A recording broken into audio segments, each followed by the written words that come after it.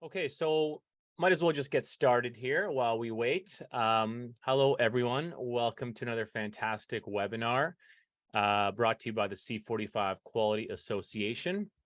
My name is Tom Ulanowski, and I'm the chair of the C45 Quality Association. And I love being able to sit down with industry peers and discuss some of the most important topics for our industry for all of you to get a better understanding of those topics and hopefully find some solutions to the problems that this industry is having. As we're waiting for everyone to log in, I'll just take a moment to introduce our association and what we do. And then, of course, I'll introduce our esteemed guests here, and then we'll get started. So the C45 Quality Association, as some of you may or may not know, is quite a unique association in our industry. We are non-for-profit, a federal non-for-profit organization, and we're 100% membership backed. We're not corporate backed, much like the other associations. So we represent about 100 members in the quality, regulatory, and testing sector here in Canada. We were started by industry professionals about 4 years ago, I believe. We have a board of directors of 6, and we do a number of different things to kind of further our mission to promote reasonable regulations in this cannabis industry.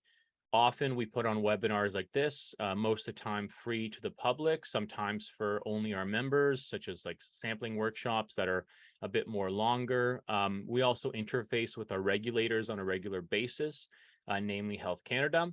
So what we do is we distill the feedback we get from our members and the industry at large and provide constructive feedback and potential solutions, either verbally and in writing, on a regular basis. And that's been really great because, you know, COVID has kind of disconnected the industry from the regulators, and you know, the industry is moving quickly and changing a lot.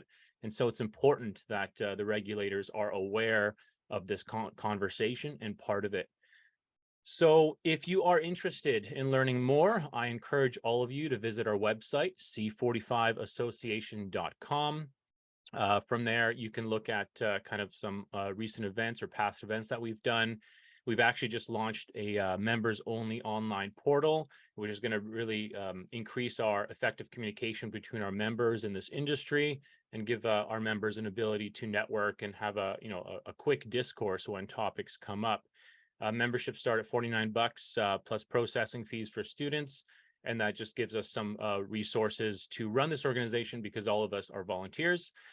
Really, we do this out of a kind of the goodness of our heart, if you will. So we're always looking for members. We're always looking for directors and volunteers, speakers as well.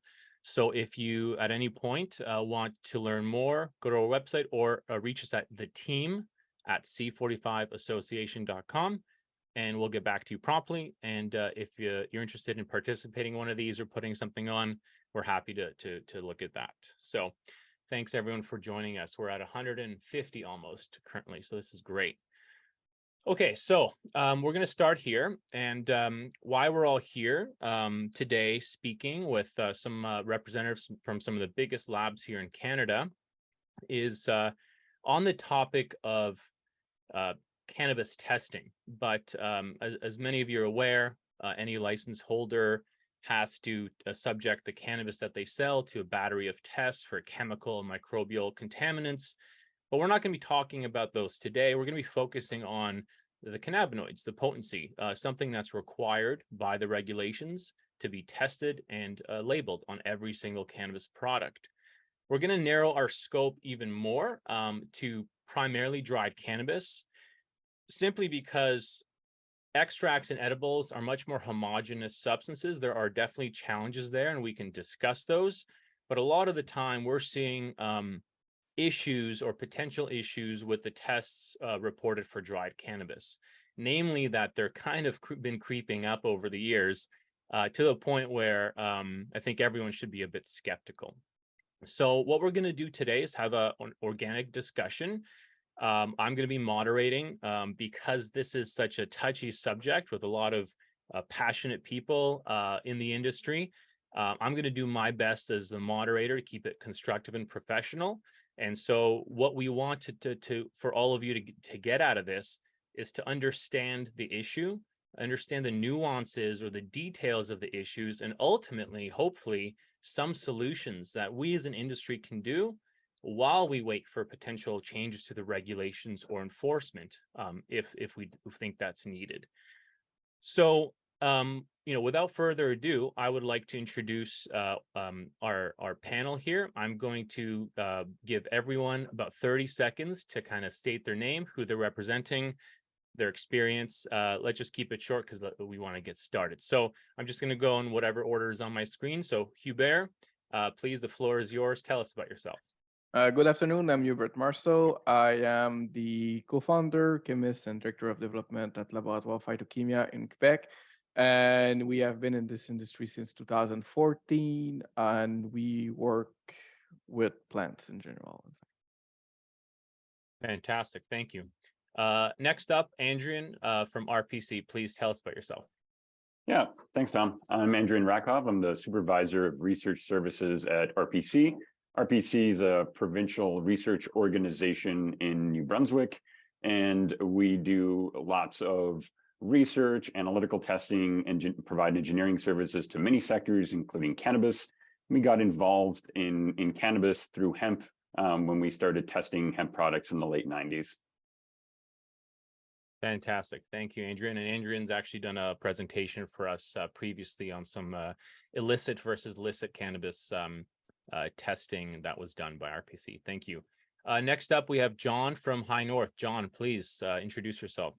So I'm John Slaughter, the CEO and founder of High North. I founded High North in 2016 when I was working in product innovation in the nutraceutical industry. Created High North because I created the partner that I wish I had in the nutraceutical space. And I believe that cannabis needed its own laboratory, needed its own focus. I have a lot of respect for the plant as a recreational and medicinal user. And I really wanted to create that lab to be that partner to elevate Canadian cannabis across the world. So I'm here today, and this is a conversation that's obviously very interesting and for us as well, as all we do is cannabis. That's all we ever work on. So for the industry, this is important and it needs the attention. So I'm glad we're here today. Thank you. Thanks, John. Thanks for coming on.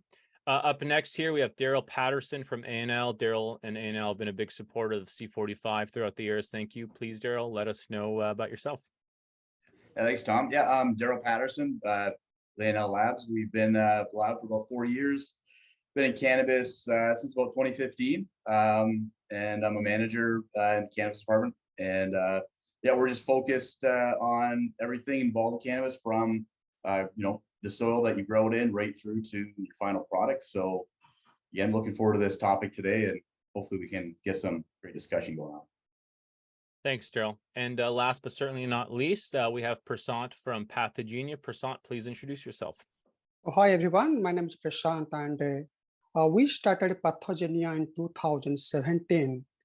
And we have been dealing with food, natural health product, cannabis, and pharmaceutical products.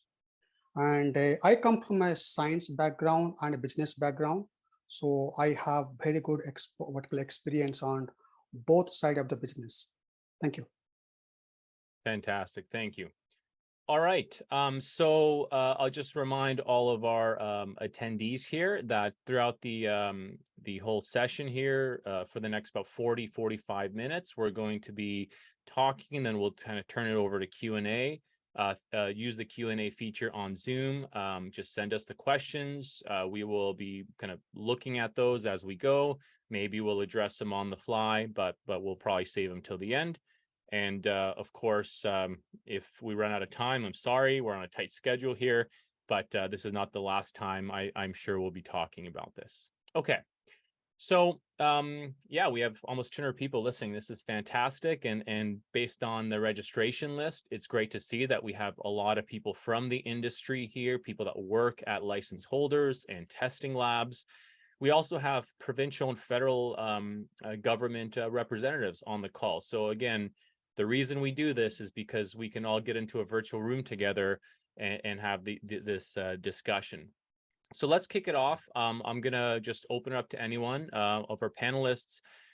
Why are we here? What are we seeing in the industry when it comes to potency testing for cannabis, specifically dried cannabis, that has contributed to what we're all feeling today?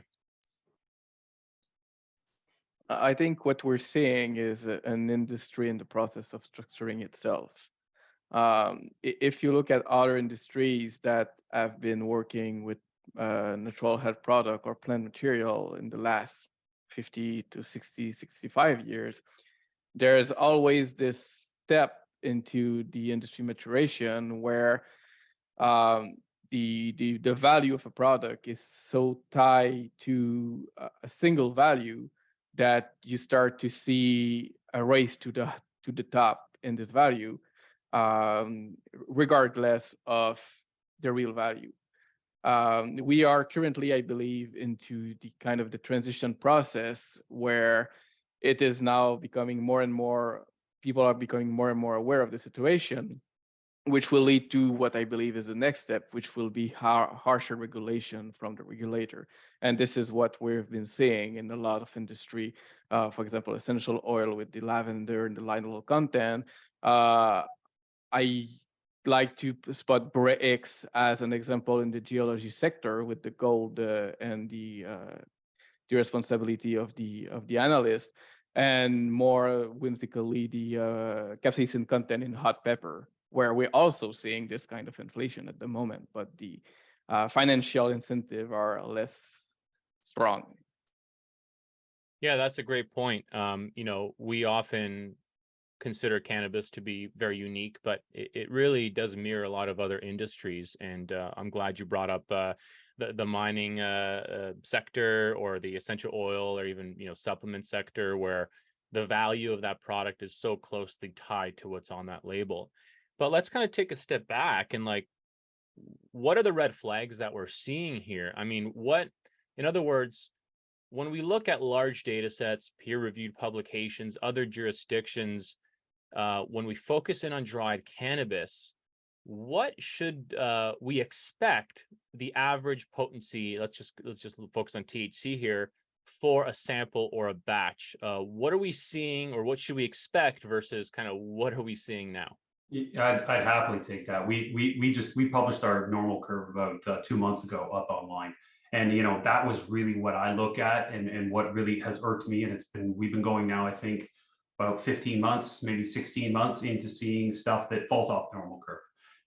We're now over 20,000 samples of dry flower that we've done to date. And when I look at how that normal curve goes, a bulk of the product should be between that 22 to 26. The curve then becomes very harsh. And if you haven't seen it online, it was published through StratCan, so check it out on there, it's online. But as you see that curve, it starts to very sharpen, very hard down before 30%. As you cross over 30%, you're getting into the 99th percentile. As you cross 32%, you're in the 99.9th percentile. And for anybody out there who understands how far away that is, and how the kind of graph works, anything beyond that point, you're pushing science. So as you get above 33, maybe one. But as you start to get into 38, 40, you're off the normal curve, and you're off of science. When you think of adding terpenes on top of that, adding moisture on top of that, where's the room for the plant? And so I think that's really what it is for anyone who's even followed the analytics, you're off the charts. For anybody who's a chemist, the chemistry now doesn't work. And I think right now this is a problem we've seen in other countries, and other spots. Look at Michigan right now. There's 67.9% THC flower being sold in Michigan right now. That's the slippery slope. And I I'd love to agree with you to see that we're kind of coming to the end of this, but I still think we got a lot more to go, and we're probably going to see some more hilarious THC scores hit the market probably soon. So For sure. It's definitely, I think, whether you're a chemist, whether you're in analytics, whether you're an old school smoker, no matter what you are, we've just broken any type of reality. Yeah, so thanks, John. So, based on your data and data I've seen from Washington State, other jurisdictions, 18 to 20% is kind of the average flower sold on the market. Can anyone kind of delve into that a bit? And you touched on this, John, about statistical kind of confidence, but where can we draw the line in the sand based on these kind of normal distribution curves? And when should anyone start getting suspicious when they see a label? What is that kind of magic number? If we assume 18 to 20% is the average, does anyone else want to take that on? If I can add, Tom, what we have seen are a little different from what John mentioned. The few customers, what we are seeing a new trend in higher THC. And when we work with our customers, we wonder, so these high THC are consistently high, and the customer says, you know what, we have been working some new genetics, or we have been doing R&D, and this science is evolving. So what we have seen 4 years or 1 year back, it's keep on evolving with time, and new genetics coming in the market, and so it'll be very hard to say that cannabis must stay in this range as on today based on our experience. Yeah, that's a great point, Prasant. I think people need to understand that. Let me phrase the question a bit differently. So if we expect historically that most commercial cannabis in the States or in Canada is on average 18 to 20%, you know, we're not saying that it's impossible that a specific cultivator with a specific batch can't come close to 25, 30%. Like, it's possible. It just becomes especially more improbable as you're getting up to that 30%. But I think maybe that that kind of begs the question of maybe we should have our audience and us better understand what it takes to generate that final COA, that final lab result. So for anyone else, Daryl, Andrien, that hasn't spoken yet, can you take us through the major steps from sample to spreadsheet, so that people understand that it's not just the labs that are part of this equation? Absolutely. I can get us started, and Daryl, feel free to jump in at any point. But really, you know, we're one part of the puzzle of the chain, and there are things that we can control, and there's many things that we don't have control over. So, you know, we can focus on what we do have control over, and that starts when we first receive the sample from the client. We don't have control over how it was sampled, when it was sampled, and so once we do receive the sample, at that point, one of the first things we want to do, particularly for dried flower, is make sure that, you know, in whatever quantity we get, typically we're not going to extract the entire amount. You know, you'd be looking at liters of solvent, and that becomes very impractical. So one of the key steps, and this applies to most lab testing that is done, is you need to create your own homogeneous sample. So we would typically mill the dried flower and obtain something that's homogeneous, and then subsample from there, do an extraction using an appropriate solvent, maybe sonicate the sample. There's different strategies that people use, but effectively we want to, at that point, get all of the cannabinoids out of that subsample into a solvent. Sometimes there's some cleanup steps along the way too, before it goes onto an instrument for analysis. As we're also preparing our samples, we want to make sure that, you know, we're trusting the process. You want to include QC along with that, so quality control samples. So that could be method blanks. It could be spikes that are included in the set, certified reference materials that are run along with your samples, just to make sure that when you're doing all of these things, you know, if something does go off, you have something within your sample set when you're analyzing it to kind of act as a red flag and say, hey, maybe we need to go back because something didn't check out. So having all of those checks in place at each step of the process is super critical. And again, in the lab, those are things that we have control over. So our samples go onto our instruments, and we, in order for us to actually get a value for the cannabinoids, we need to do something called calibration. So again, we have, you know, certified reference materials that we use as standards, and we can create something called a calibration curve. And from our curves, we can estimate what the concentration in the sample is that we obtained. And again, there's a whole bunch of QC checks around your calibration to make sure that it's valid, that things haven't degraded, that, you didn't get a bad lot or batch of even your certified reference material, things can go off. So more things to check in on. And after that, there's also, doing your calculations properly, to kind of get your instrument response converted into a number. And then there's making sure that, that number gets accurately put on your report and sent out to the client. Thanks, Andrew. And Daryl, anything to add there on the sample to spreadsheet pathway, or anything you'd like to focus on? Yeah, absolutely. That's a good explanation, Adrien. Just working backwards from Adrien. Exactly. With all this QC we have, we're actually, as labs, we're probably using all the same standards. There's only a couple of out there. So calibration is fairly simple. We're all using a similar instrument, similar method. We're all using an HPLC. So for the most part, I'm assuming.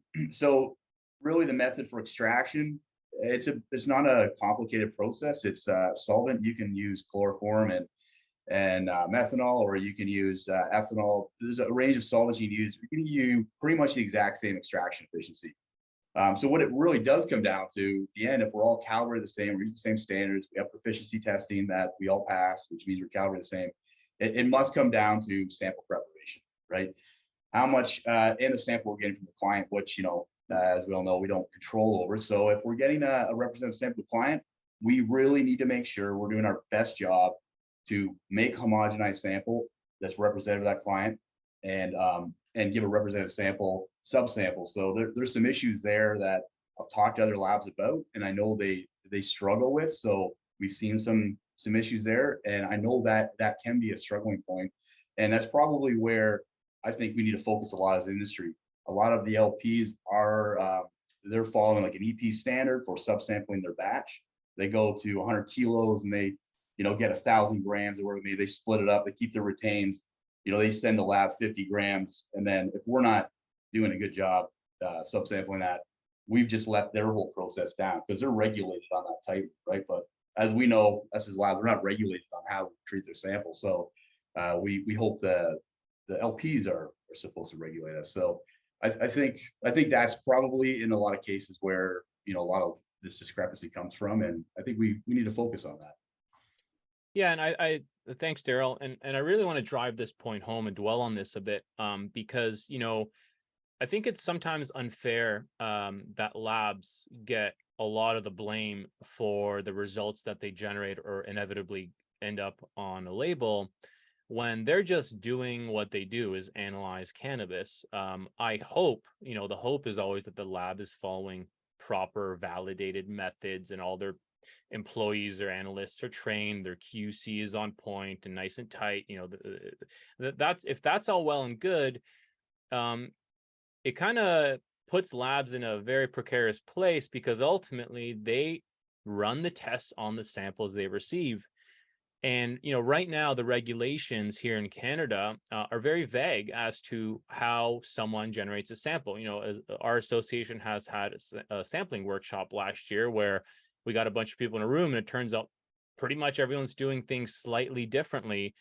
And when you have a 5 kilo batch from maybe a micro, and a lot of attention is paid to each plant, and it's all high quality and very much grown with love, and maybe a 50-gram sample is representative. But if you're in a large greenhouse with hot spots and you end up with a half a ton lot, without a proper sample, you are biasing any downstream results for better or for worse. So what can we do as an industry?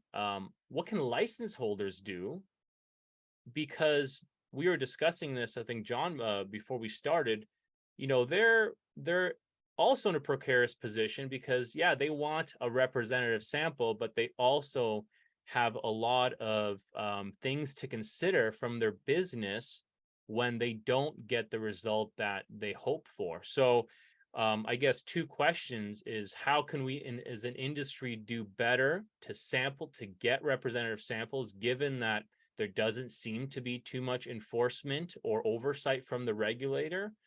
And then what is causing that pressure, in your opinion, for these license holders to perhaps be a little selective when they sample?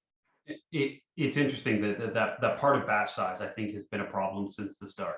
A lot of people just went with large batch sizes, and as we saw the micro licenses come in, surprise, surprise, we saw more consistent testing. And that's because, to your point, smaller batch sizes, more attention, smaller batches coming through, therefore a larger representation. As we've moved through this new system, that definitely you're seeing larger batches, larger representation. But now, it's no surprise right now, and no surprise to me, that we're seeing flagrant THC scores rise at the same time that we're seeing the economy and the cannabis industry fall apart. So the excise tax issue that we are seeing right now is rippling into THC, and that's because where before there was markets other place to go, now all of a sudden they're in this spot where I have to sell it for this or else ... And so because of that, you're seeing a lot of people just, I must do this. This is my Hail Mary. I don't care what happens out of this, because if I don't do this, my entire place closes. And so that's the pressure that I think a lot of these people are under. And that's why you've seen them all of a sudden go off to these odd labs everywhere and pump out. All of a sudden, batch to batch, they go up 12%. Please. But I get it, it's the pressure they're on. But that's also, as I try to say, from an industry saying, hey, I wish all your batch sizes were way smaller. They're like, yeah, but I'm not making any money. I would love to have smaller batch sizes, but smaller batch sizes lead to more testing, which lead to less profits. And right now, I got no money. So being able to even go back to somebody and say, hey, buddy, your batch size is too small. I think that's why you're having a lot of these issues. There's microclimates that happen inside of cannabis facilities. Larger the facility, the more likely there is for a microclimate. You're likely noticing those microclimates with your testing. They're like, yeah, but I have no money. So, and I think that correlation, it's strong, and it really is like we're hearing it from a lot of these growers. They need help from the government on the financial side. I think that will help out a lot, and it's going to help a lot of people in this industry. If not, you're just going to see all products go to export. All the good growers are going to go to export, and Canada's become this weird cesspool of odd THC products. So, a lot. It's no surprise. A lot of these products are now leaving Canada and being exported because they respect us on the other side, and they get tested on the other side, and it verifies the score. So, no, just use you guys in export. So that's the trend we're seeing, and I think it's caused by not only excise tax but also the pressure for the THC. Hubert, go ahead. I think that you did say a key word when you were asking the question, is hoping.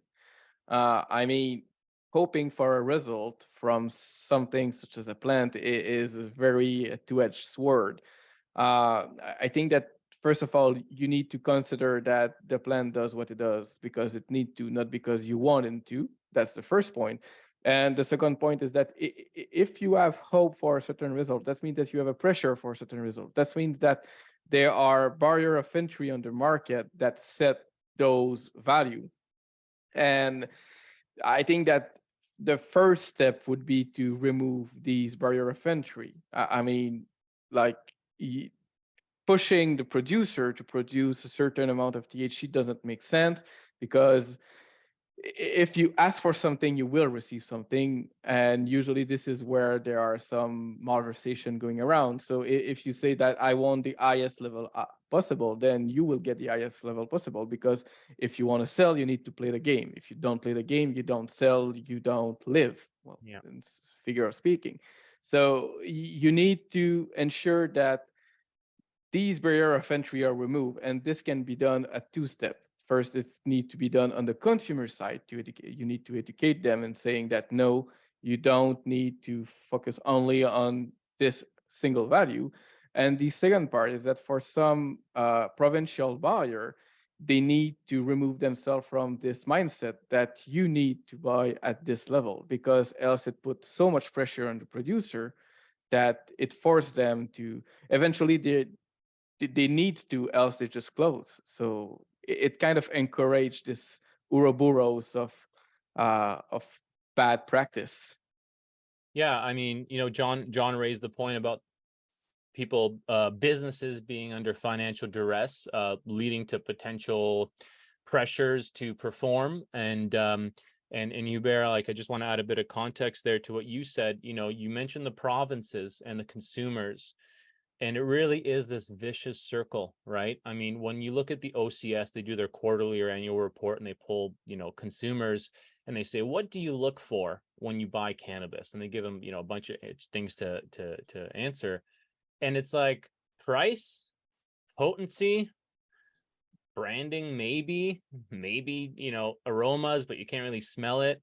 So consumers seem to associate high quality, good cannabis with one metric, high THC. Maybe now the terpenes are kind of coming in, but not everyone's doing them. And there's obviously issues there and how people test what they test for.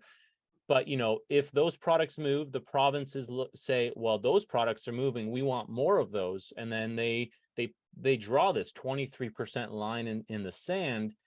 And educating consumers, I guess, makes sense, but that's a long time, a long road. And when a consumer goes into a dispensary in Canada and they just see a bunch of single colored labels with different logos, the first question that they ask is, give me, what's your highest THC product, usually, in my experience.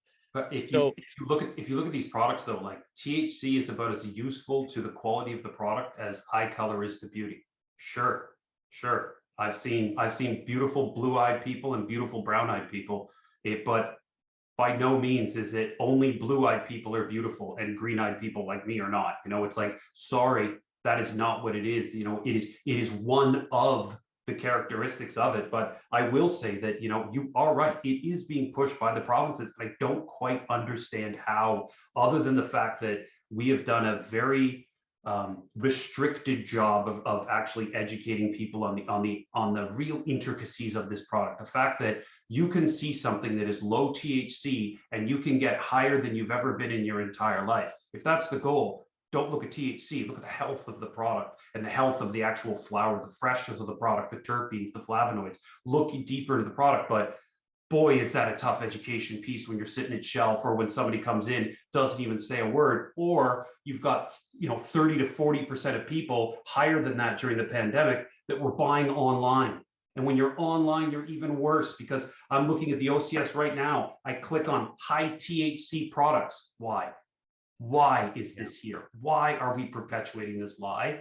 It bothers me to no end, and I see it as, this is not only the death of great cultivars, this is the death of great growers. And the hand in step as this process is being perpetuated by these boards. It needs to stop. Canada is we're not able to really show ourselves or elevate ourselves globally as we continue here to just take products and just slap silly labels on them for some unknown reason. So if anyone can make this stop, please, OCS, if you're listening, get rid of this high potency stuff, please. Yeah, I mean, I don't like to see when, the provinces have a category called high THC. I mean, it just, that's one of the big issues. But, I just kind of switching gears a little bit, but on the same topic, I want to address this kind of myth, perhaps, or this opinion that I feel is a myth in this industry. Maybe Prasant or Daryl, Andrien can chime in. And John said, and rightly so, THC is in everything, right? We know that a high THC sample can be super dry, have no terpenes because they've been boiled off from improper storage and handling. It can just not be appealing, but it still passes the muster because it's got 30% on the label. But I think I would propose that accurate THC testing is important, and THC is the biggest active ingredient, at least in THC dominant flower. So does anyone want to challenge me on my proposition that THC does matter, not to the level that many people put it to, but there is a difference between 5% THC tested properly and 20% as far as the experience or the psychoactivity or the effect, medical or otherwise, that people are feeling. So does anyone want to kind of discuss that aspect of it? And I have one follow-up after that. Love to jump in briefly here, and it I think a lot of it comes down to maybe partly placebo effect, I'm going to say, or perception of what you think you're getting when you're really not. And as you mentioned, Tom, earlier, we did do a study on illicit material where we tested dried flower as well from a variety of dispensaries. They all claimed these dried flower products were 30-35% THC, and the people that are going into these dispensaries, where in all likelihood the product has never been tested, and has just been somebody slapped a number on there saying, oh, this feels like it's 30% THC. And people go in and they build this expectation around that number, around the experience they have. When we tested those products, they came out at 11%. The highest was at 17% THC. So really way off the mark. And if you have people coming from, they're used to buying off of this legacy market, and now we're going to, they're again shopping maybe by THC. Their perceptions might be skewed as to, okay, they think they've been buying one product when they haven't, and so I don't think that's necessarily helping people's perceptions when it comes to cannabis products. Thanks, Andrien. And go ahead, Hubert. I just want to point out that in the scientific literature, we've been seeing a lot of type 1, type 2, and type 3 cannabis going around. And if you look at the draft regulation by the European Pharmacopoeia, they are actually following this type 1, type 2, type 3 classification, where it's basically no THC, THC CBD cultivar, and ITHC. And the ITHC is basically from 5 to 30% or 15 to 30%. I don't have the exact number in mind right now. So as you said, there's a difference between a 5% and a 20%, but is there a difference between a 15% and a 20% or 15% and 25%? So in my own personal view, I think that it should be simply classified as that. I mean, high THC, no THC, average THC, and that's how. Because from an analytical point of view, for me, 16% and 24% is basically the same number if you take into account all the error and all the variation into sampling or into the analytical method. So I think that's another thing, is that on the label it basically states that THC is the most important thing in the cannabis, because it has all these large yellow patch that say THC will get you high. THC is what gets you high. And if you look at the label, you only have 3 numbers, which is just basically THC and CBD. So if you, as a consumer, which is not trained, I would say, what do you use? Well, you use what's written on the label, and that's only what's written on the label, especially when you can't touch or smell the product. That's a great point, Hubert. And maybe I'll throw it to Prasant or Daryl to kind of follow up on this. And we were just discussing this earlier, and this is a pet peeve of mine, having worked in the industry as a QA and seeing what slight variations in declared potency will drive sales. When Prasant or Daryl, how should consumers interpret lab results or labels? When we see a label with 2 decimal places, we automatically think that, this analysis is so precise and so accurate that the difference between 20.1 and 20.3 is significant. But as someone who works in a lab, runs a lab, how should consumers interpret? What are some best practices, given what Hubert said about these ranges and expected ranges? Well, Tom, if I can take that on. Sure. So, before we get into the results, let's understand the nature of the plant materials we're talking. And the variability in the plant material, we all know this, right? In the same plant, you take different parts of the plant, you will not have the same THC. So we are starting with a commodity which has got so much variability. So it will be almost impossible to take any leaves from the same cannabis plant and expect the same THC. And that's what has been proven by some research. I was participating last week with the McGill University that we can do that, right? So then a certificate of analysis, I think John was mentioning, if you have a 200 gram or 200 kg of what you call batch, and you are sending me 5 grams of sample, and then you are saying that, hey, the rest of the 200 kg should be having the same THC as you got in the COA. So it's practically impossible that the 5 gram represents the whole so what you call 200 kg. So first we understand it's a challenge from the industry itself, the plant material itself, and then followed by the sampling procedure. Do you have a sampling procedure which can guarantee that every 1 gram sample you take will have uniform THC? No, we don't have that. We are not talking about drugs product. So we are expected to have the variability to start with. So then down the line, how the lab does their job. In my experience, that when it comes to the analytical part of the laboratory, the instrument, the variability is very, very low. But when it comes to the sampling from the lab side or from the customer side, that's where the most of the variability comes to the picture. More importantly, yes, there are things people are trying to what you call follow on fair means in terms of what you call bumping the THC. But how do you control that? We as a laboratory, we receive a sample and we test as we receive, right? And so when it comes to if the market is driven by THC, it has to start from the regulatory body like Health Canada. They have to determine how should be sampled. As you know, the California has come up with their own testing method. So they are detecting the lab how the testing method for cannabinoid should be done.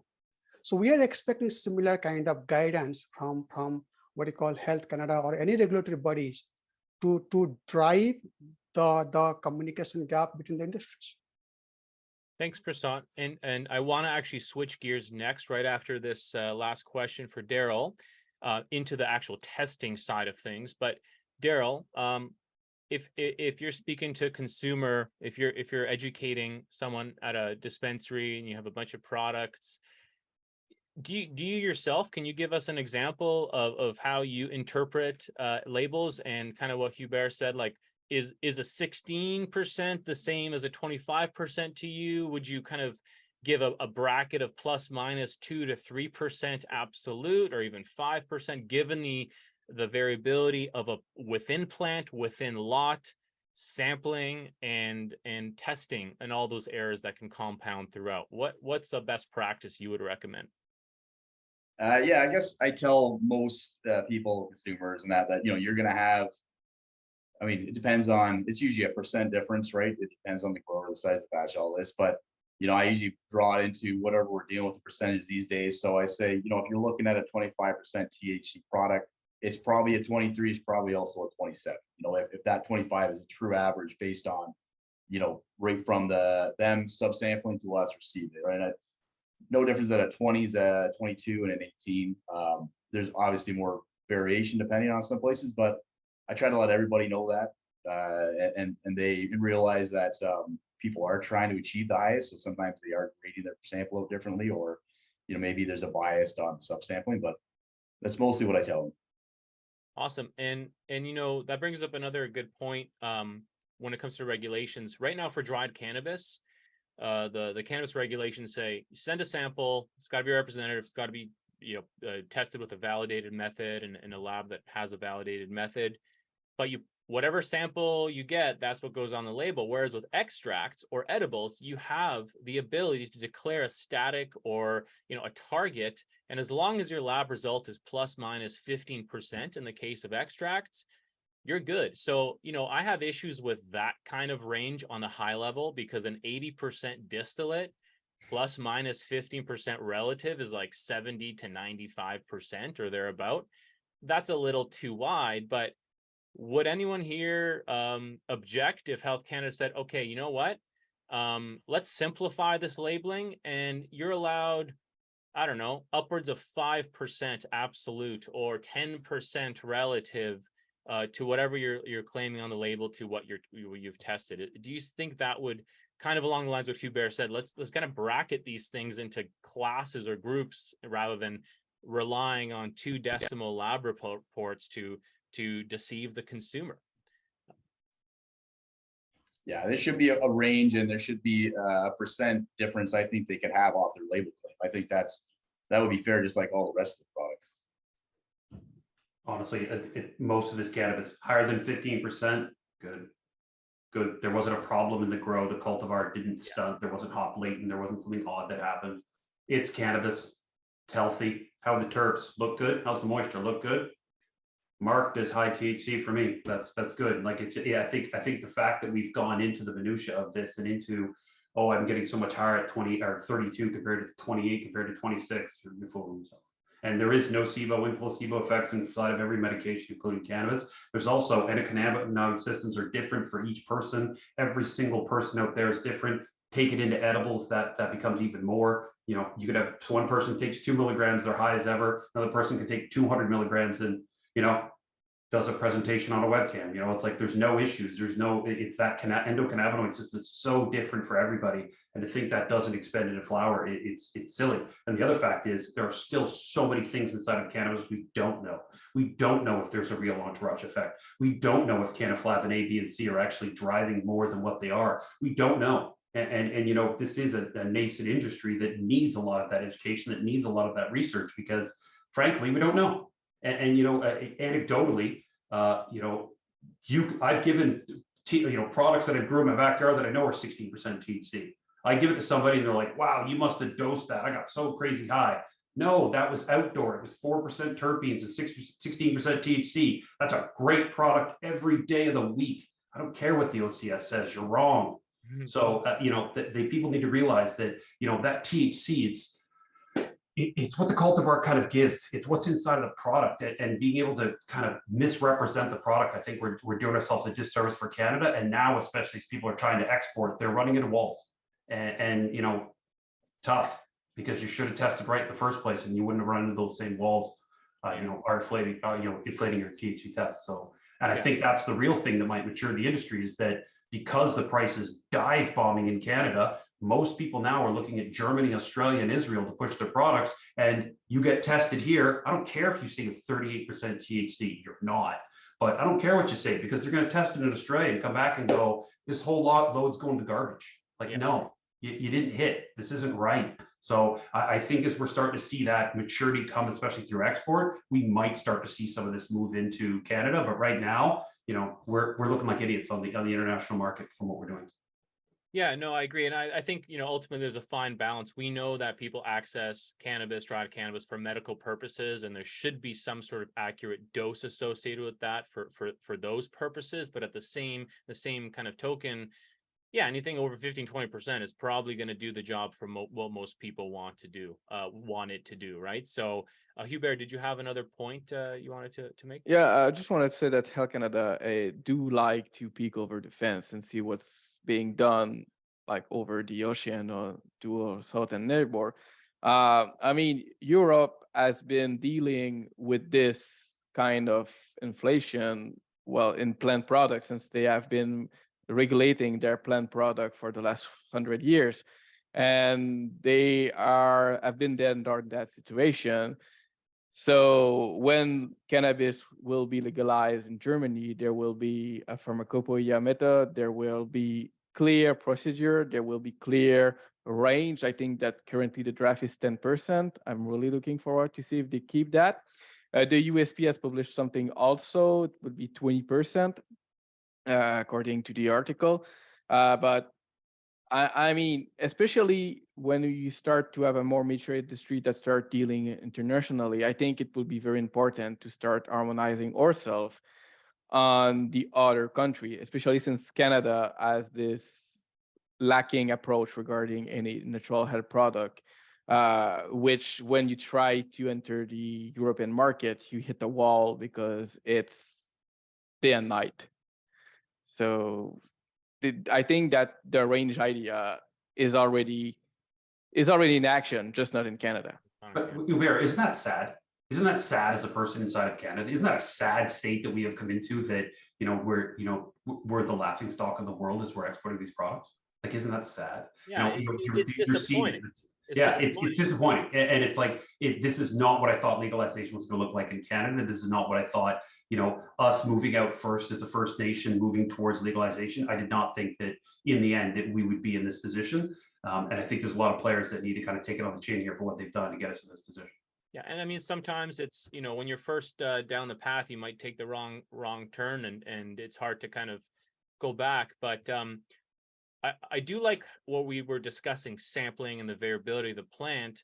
I want to take the last 10 minutes. I'm talking to a bunch of people that work or run labs. Let's talk about the testing side. I'll start it off with this, with my experience and in my opinion, and then I'll kind of throw it out there. So I've heard this discourse online, on Twitter, in the industry, that, oh, testing is BS because everyone does it differently and it's so hard. And, my background as an analytical chemist, working with ultra trace heavy metals, for example, where I was working with highly sensitive equipment where I could detect to the parts per quadrillion level. I look at THC, which exists in dried cannabis as the dominant analyte at 20 or 30%. I see cannabis testing as trivial generally, discounting the sampling and the variability side of things. Once a lab receives that sample, would you agree or disagree, anyone here, that testing that sample as you receive it and producing a repeatable, reproducible, accurate result is possible? Like, can we put that myth to bed, please? I'll open it up to anyone that wants to comment on that, because it's not an issue in my mind. We have the equipment, we have the technology, we're just lacking some standards. So please, the floor is yours. Anyone wants to go? I would say that when we started in 2014, there were no method whatsoever. So we were testing everything in triplicate, and we never had variation problem. So as long as the sample is well homogenized, like the analytical side is not a problem at all. But you need to homogenize to have a well homogenized sample. And I mean, if you look at the proficiency testing, the sample that are sent to our lab, they are pre-homogenized. And I'm pretty sure that everyone will have about the same result on an homogenized sample, which really point out to the sampling or the homogenization method, which this is where most labs diverge. And this is also what is most hard to test, because if you cannot produce a non-homogenized sample, I don't know if it's clear, but if you can just pull bud and know that this result will be this value, then how can you compare lab if you already have variation there? And this is something that is currently hard to do. And that's the sample prep part of, the preparation, yeah. But the sample actual prep analysis through an HPLC, a chromatographic analysis, it's trivial, right? I mean, yeah. Does anyone disagree with that, right? Yeah, Go ahead, Adrian. Yep. And again, I think the messaging here is very much that, the challenge isn't lack of having the right method per se in terms of what we're doing in the labs. We're, I'm sure, all doing fairly similar things, and I don't think there's necessarily a need for everybody to follow a prescriptive, identical step-by-step method for how you end up with your results. The challenge, again, is on that initial sample that we obtain, and we've done interlaboratory comparisons as well, and we've matched up with other laboratories that have tested the same homogenized sample, and that's again key, because we've leveled that playing field, and so that gives us confidence, and it gives the other labs that have participated in these types of comparisons confidence that, hey, look, if we're starting with that same homogeneous material, we're getting the same results. We're doing our part that we have control over, and really then it goes back to, okay, well, the result then that they're issuing, if the starting material wasn't really representative, then even that, the result that's issued, whatever that number is, it's going to be a range. And it goes back to what Hubert mentioned as well, where it might make more sense to talk about, our cannabinoid concentrations in terms of ranges or classifications. And yeah, I think there's more conversations to be had around that. And I know we have 5 minutes left before some of our panelists have a hard stop, so we'll go right to then, and then we'll do a Q&A after. But thanks, Andrien, Hubert.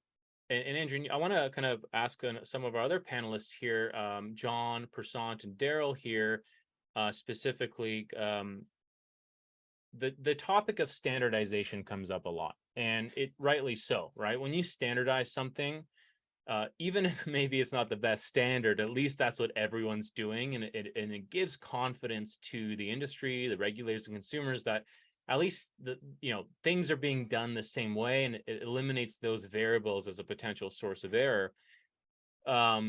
But there's different types of standardization. There's like Andrien mentioned, prescriptive, where it's like do this method with this equipment and this ratio of solvent to dry cannabis, or there's performance-based standards where you do what you want, but you got to meet these QC checks, your dupes, your spikes, your blanks, all this stuff, your limit of linearity, all that stuff.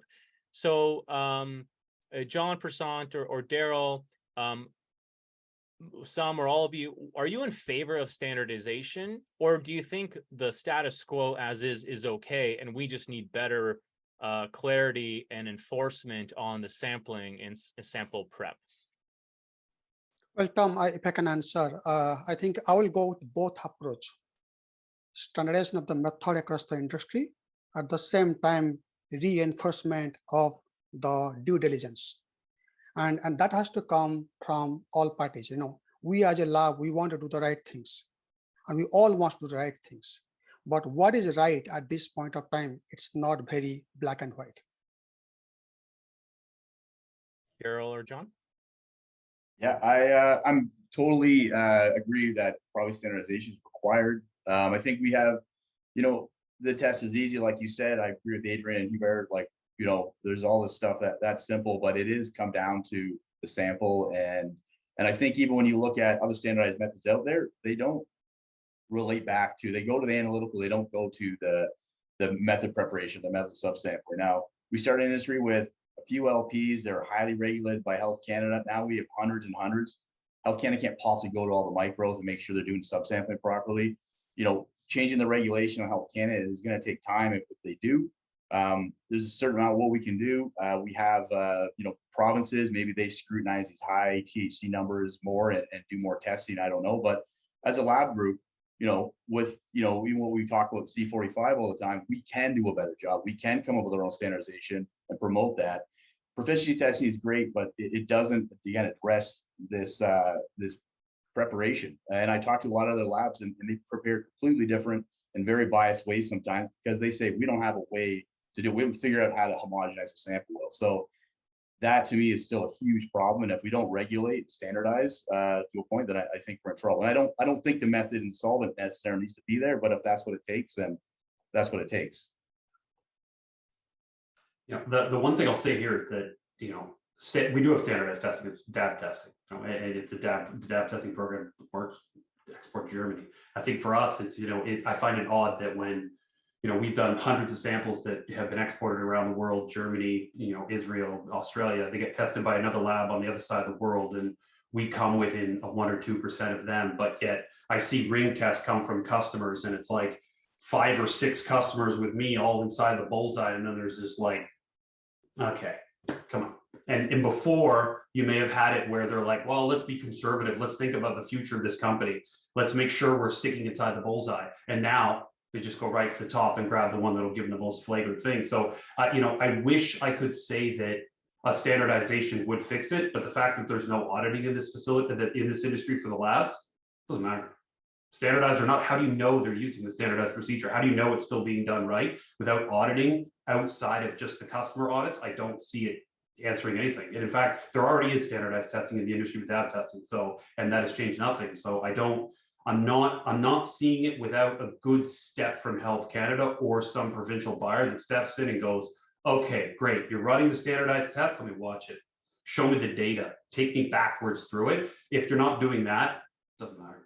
There's always, because I still have the problem here is that I still don't know definitively these people that are way above the bullseye when we see those ring tests. I still don't know that's not fraud. And until I do, standardized doesn't matter. Yeah. And I agree with you with the regulation point, but we can, as an industry, we could regulate ourselves. Other industries have done it. We've done it in other areas where, small committees like a C45 or DQA, or we have compost committees where we've said this testing goes really off and it's cheating the industry. So we could actually do this. We talked about the C45. It's not an easy solution, but it's doable, and we could do it and regulate each other. I literally just found out about C45 like 6 weeks ago when I was at the Can Expo. So sorry, I didn't actually know, but that was one of the reasons why we published our data. And I asked every single person on this call, if you're proud of the data you're pumping out, if you're proud of the dried flower you're pumping out and all those scores, release the data. Show the world you're proud. Show the world you're proud of everything you've done. Show me you're not the person pumping out 38 and 48% THC. Show me. Show the world. Show the consumers. Show Health Canada. Show the OCS. Show the BC. Show Saskatchewan. Show all these boards. Show it. Yeah, and if not, I think that brings up a bigger conversation. As an industry, we are playing in a regulated field, in a sector that's supposed to create an even playing field, and yet we've seen that the industry is moving and changing and evolving too quick for the regulators and the regulations and the laws to keep up. So on one hand, yes, we probably do expect more from the regulators, either provincial, which is a great point. The provinces are the gatekeepers, and they're the ones asking for the high THC products. So maybe they should keep their suppliers honest.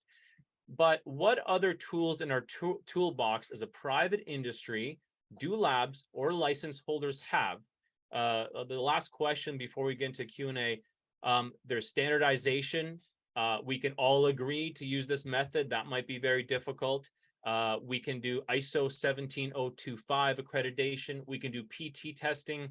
I'll throw it out there. Whoever wants to answer before we kind of finish it off and break into Q&A. What do you think is the next best thing we as an industry can do to police ourselves, to help our consumers and the industry regain confidence? Because right now it is a little bit of a Wild West, and there is no end in sight, especially because no one's profitable, or few people are profitable, and people got bigger problems in the grand scheme of things.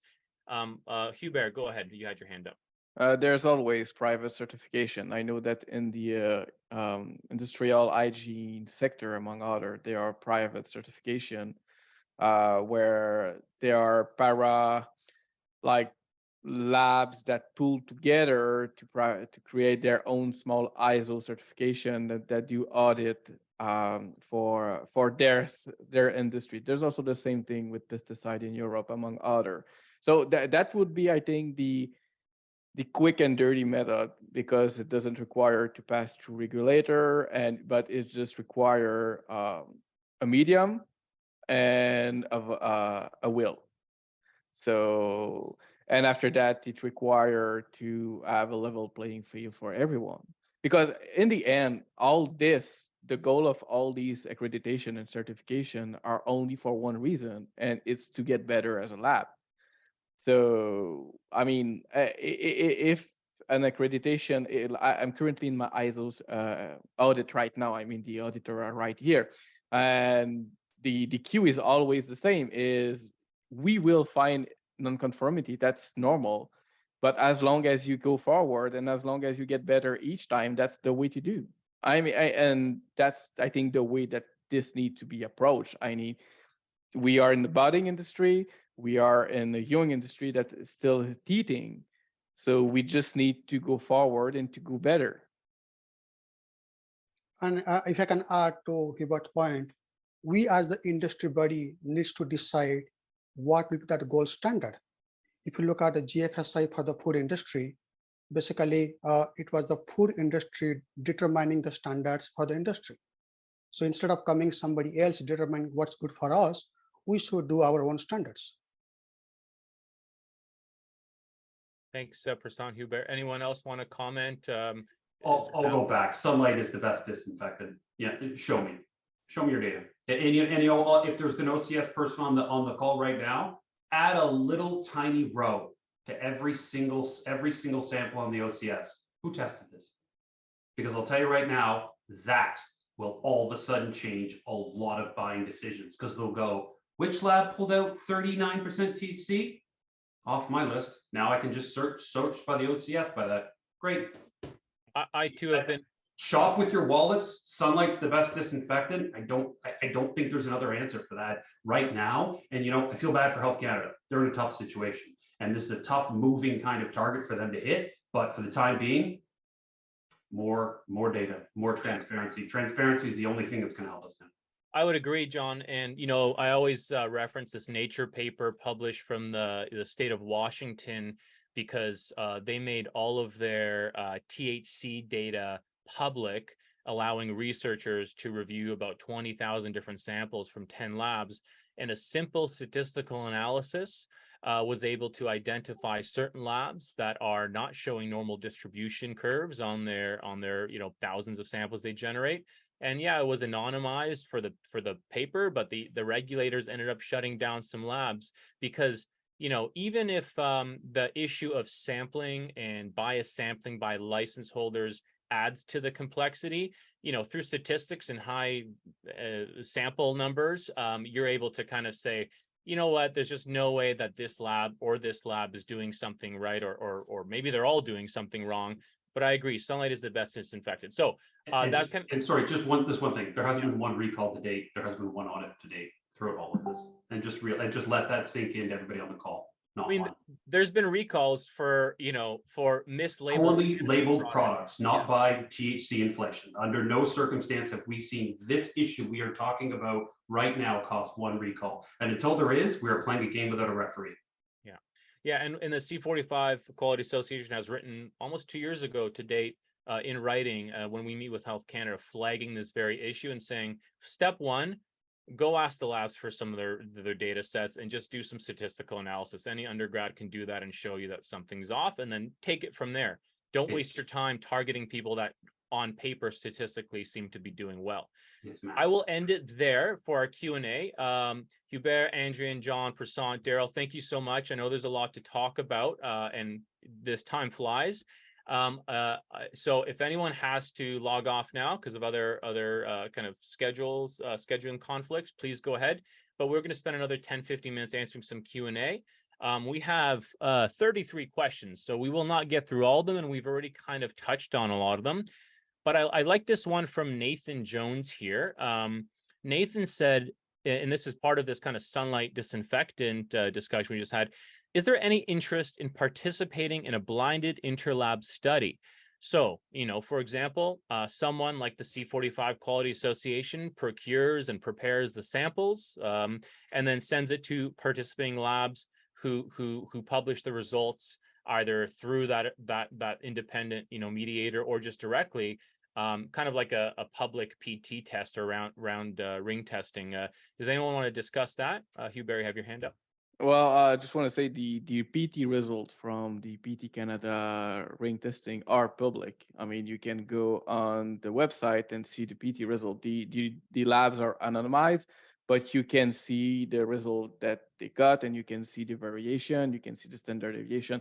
All these are public, and I think all lab here participate in these interlab study.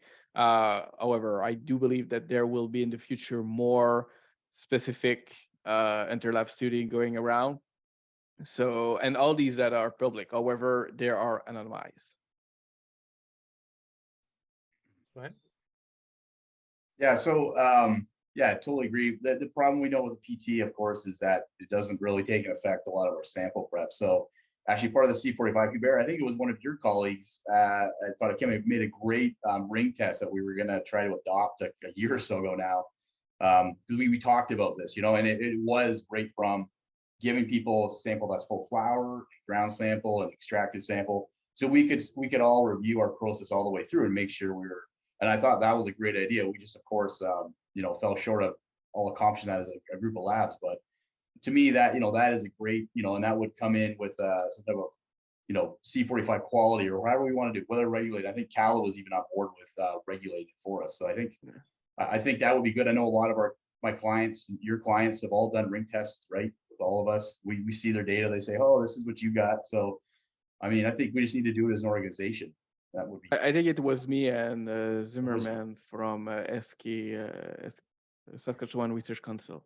SRC. Okay, it was you? Yeah, yeah. No, it was a phenomenally well written way to do a ring test. I thought it was awesome. So maybe we can get back to something that way.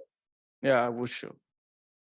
I think the industry would love to see it, and it would be a badge of honor for those that participate. And like John said, I mean, I think it'd be good business for labs to participate in that. I have another, yeah, a little bit like the emerald testing in the US, but exactly. Yeah. Possible to do in Canada. Canada, yeah. Another question just further down the list by Philippe Despaux. I hope I'm saying that right. Phil says, hi, Phil here, founder and QAP for Microprocessor, Quebec Craft Cannabis. I have 2 questions for the panelists.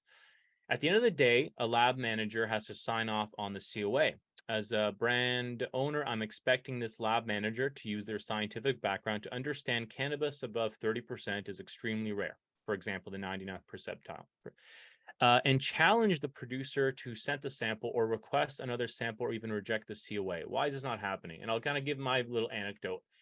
As a QAP, I've had this kind of happen to me. I've worked with a lot of you on the call in your labs over the years, and I've never gotten a call from a lab or an email or a flag saying, hey, your sample's too high. But I always got one from a lab saying, hey, this one is kind of lower than the last 3 samples of this variety you had. Are you sure everything's okay? We just wanted to flag it. So, I guess that's good business, but why don't we see that? Why do we see labs putting out 35% COAs? And, many people think it's one lab. It's not. I've seen that number published from a number of labs across Canada.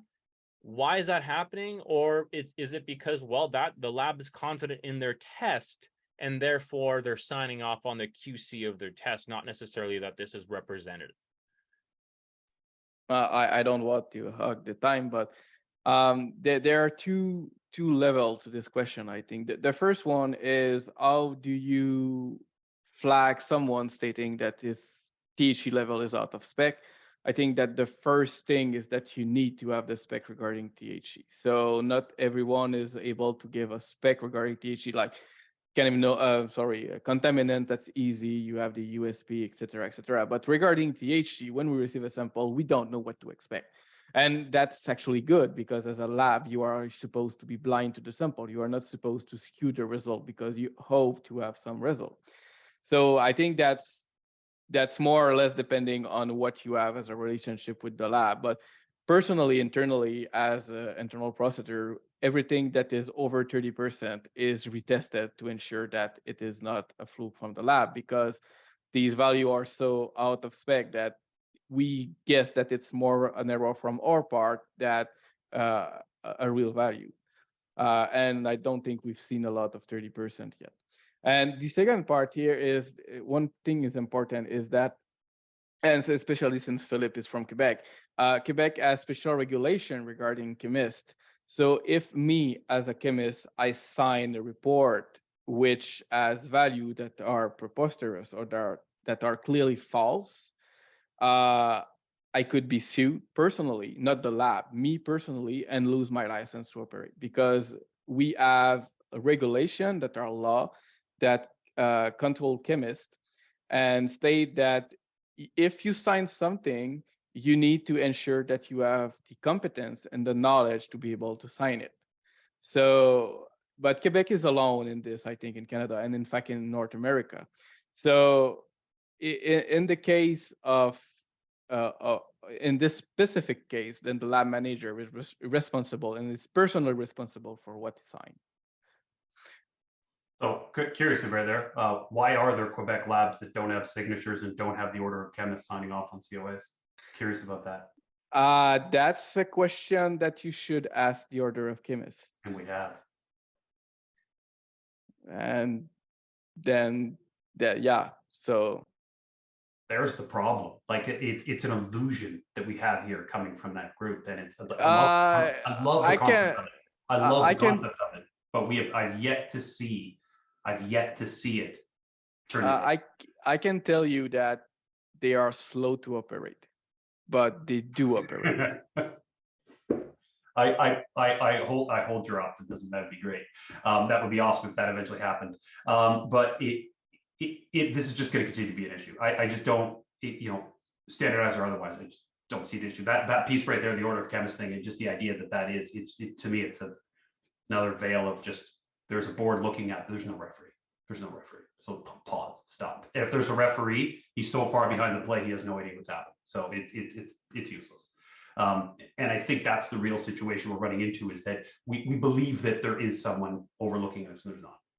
And because of that, I think a lot of these labs have really realized there's no one watching them, and they're just doing whatever they want, and including order of chemist or whoever you believe you're being controlled by it. It's just not happening. I love the concept of ring test, and one of the things that I find interesting is ring test. Why are people publishing ring tests? We see them all the time. You guys, I know all of you see ring tests all the time.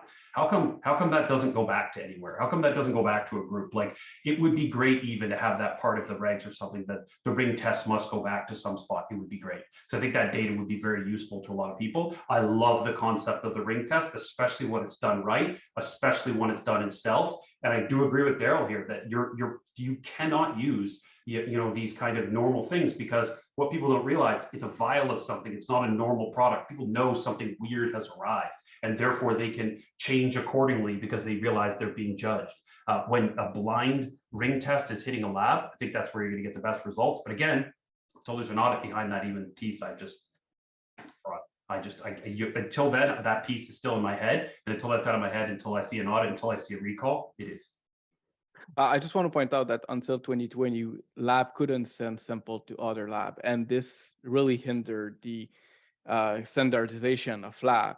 They did change this in the last regulation update, which is a good test, which now allows us to do ring tests. By the way, we just received our new license, and it's specified that we can send to other lab for this reason.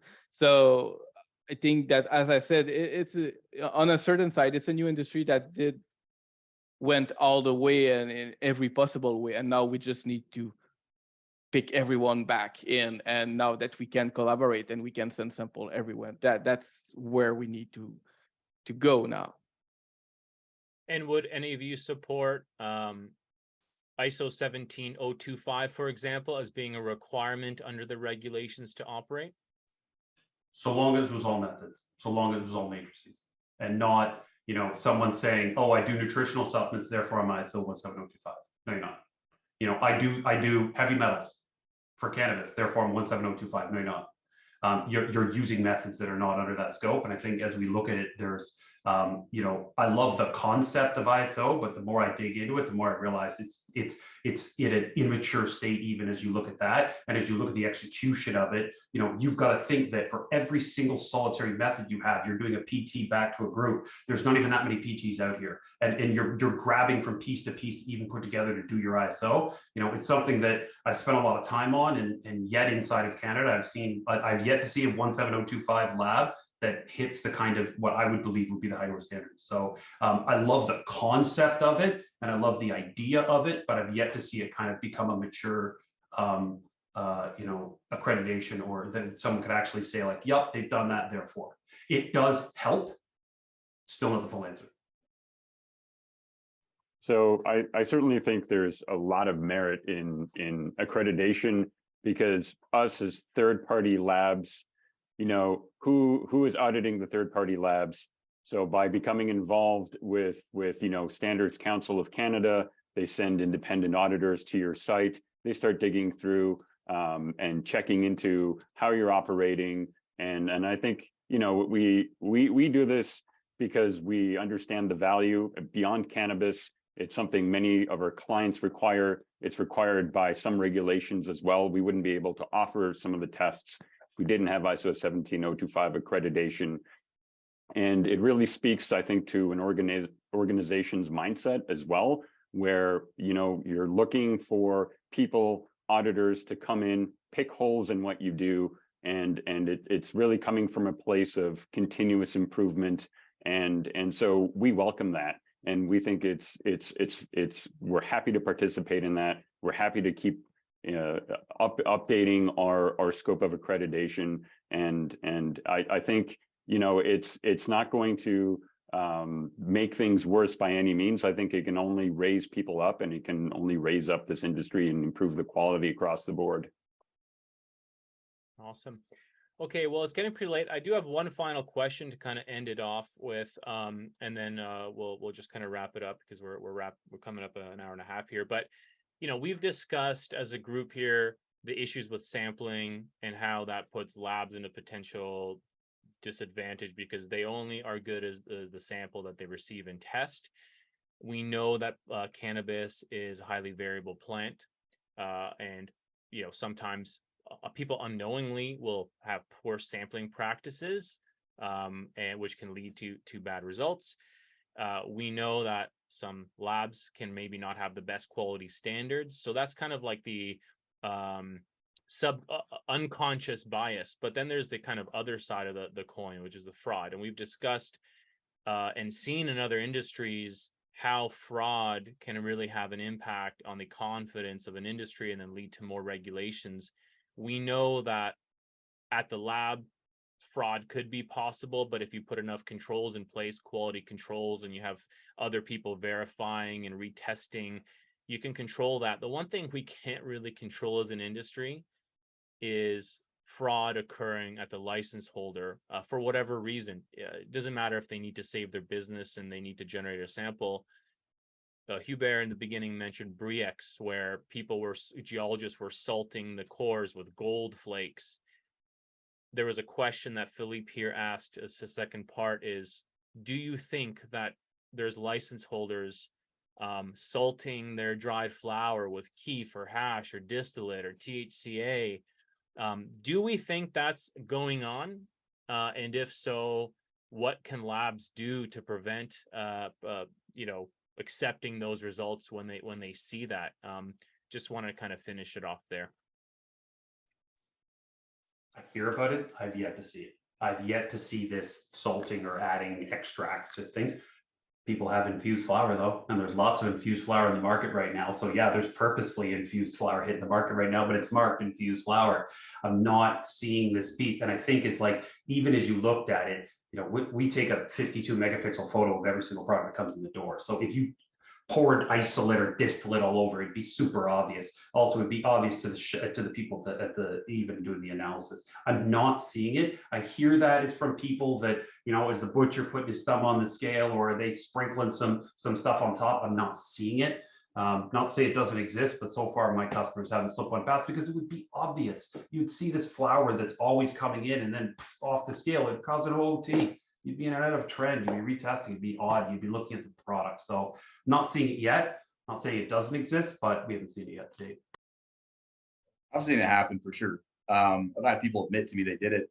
One, they were trying to test us. They said, "Oh, you can't test right because you tested my flower." That I've seen. I've seen the spiking because they try to FFE them, but not in a real product hitting market. Yeah. And really, they didn't know how to grade their own product, and their keef product didn't test as high. So yeah, and that's the other thing too, is usually they spike with keef or something, and keef only hits around 40% a lot of the times, right? So when you get flower that's 37%, it's kind of crazy. So but I've seen people spike, but I don't think most people are, but I'm sure it happens. Well, one thing that we do, I don't think it's currently can currently be done in the cannabis industry, but one thing that we do into other industry where we test for fraud is that often when there's a compound of interest, so let's say that we take linalool in lavender, is that we look at ratio of minor compound, for example. So we all know the metabolic process, this biosynthetic process of THC. So there may be some research project that can be that can be done here, but if you spike, usually you will throw the ratio of these minor compounds, which are much harder to spike with. So in other industry, this is one of the way that we use to check for spiking, among other. But in cannabis, I don't think there's any information regarding this.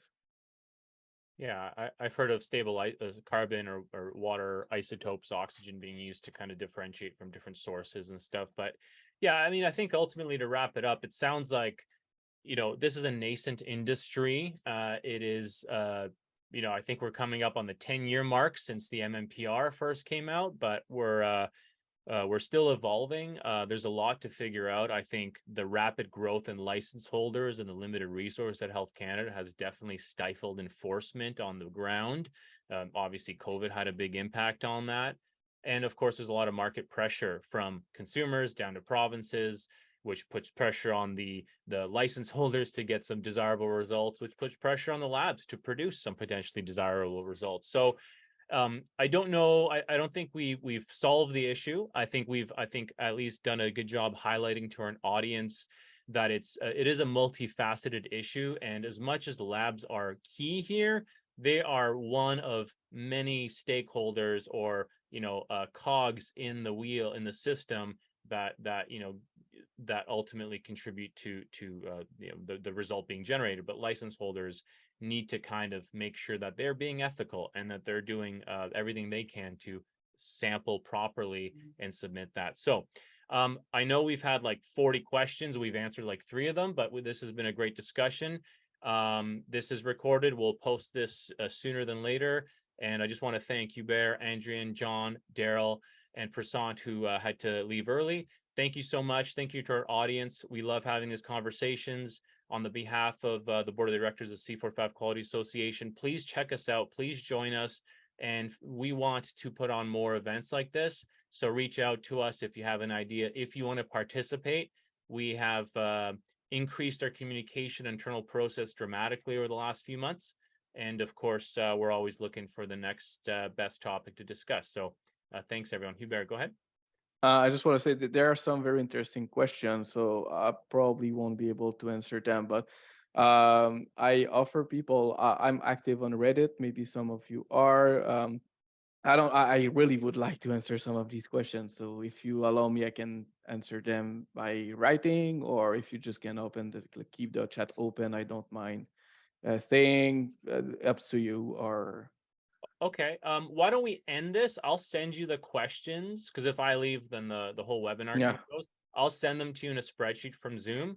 And yeah, there are plenty. I think we've touched on a lot of parts, but we don't have a limited time as much as I'd like to nerd out with all of you. But thanks again, everyone. Thanks for participating, and until next time, take care. Thank you, everybody.